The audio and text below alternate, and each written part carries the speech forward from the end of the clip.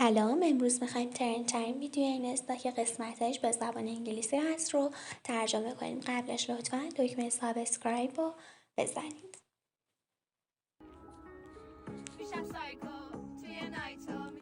میگه میشم سایکو توی نایتو، یعنی توی شب دیوونه میشم. میکنمت هایجو، میخوام با تو دانسو، یعنی روشنگ میکنم که با هم برقصیم. دیت بعدی لانچو، یعنی قرار بعدی ناهار. پانچ یک اصطلاح در موزیک های رپ. داریم رو کراشو، یعنی بهم علاقه‌مندی. میشم اسکرانچو. اسکرانچ یعنی فشرده، یعنی بغلش میکنه و فشرده میشه.